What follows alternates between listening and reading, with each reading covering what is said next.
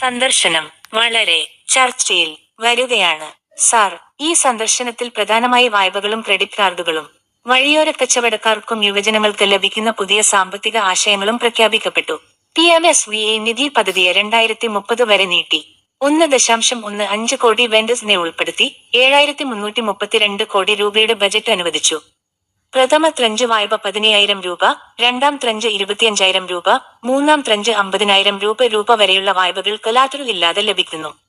സഫലമായി 2 തവണ വായ്പ തിരിച്ചടച്ചവർക്ക് UPI link RuPay credit card ലഭിക്കും. ഈ കാർഡ് വഴി ഡിജിറ്റൽ പേയ്മെന്റുകൾ, ബിസിനസ് ആവശ്യങ്ങൾ, പേഴ്സണൽ എക്സ്പെൻസുകൾക്കും റിവോൾവിംഗ് ക്രെഡിറ്റ് ഉപയോഗിക്കാം.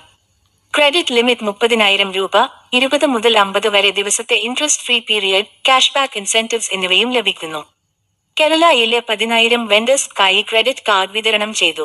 ഇത് സാധാരണ വെൻഡേഴ്സിനും വായ്പയും ക്രെഡിറ്റ് ആക്സസും ലഭിക്കാൻ വലിയ അവസരമാണ്.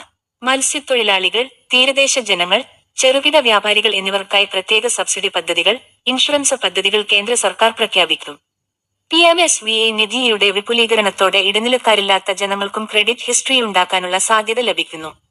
സാമൂഹ്യക്ഷേമ മേഖലയിൽ വീടില്ലാത്തവർക്ക് ഹൗസിംഗ് പദ്ധതി, യുവാക്കൾക്ക് സ്കിൽ ഡെവലപ്മെന്റ് പരിശീലന കേന്ദ്രങ്ങൾ, സ്റ്റാർട്ടപ്പ് സഹായം, ലോൺ സബ്സിഡി അപ്ഡേറ്റുകൾ എന്നിവയും പ്രഖ്യാപിക്കപ്പെടും.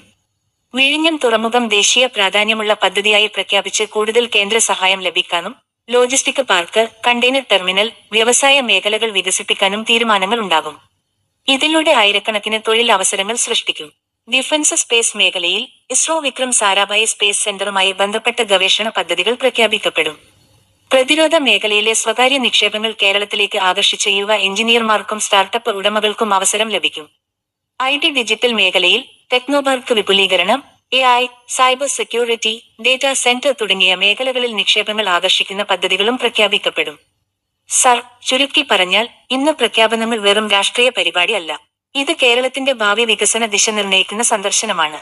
വായ്പ, ക്രെഡിറ്റ് കാർഡ്, തൊഴിലവസരം, ലോജിസ്റ്റിക്, ഡിജിറ്റൽ ഹബ്, സാമൂഹ്യക്ഷേമം എല്ലാം സ്പർശിക്കുന്ന വലിയ പദ്ധതി. നമ്മൾ ഭാരത് പബ്ലിക് മീഡിയയിൽ ഈ വിവരങ്ങൾ വിശദമായി പങ്കുവച്ചിരിക്കണം.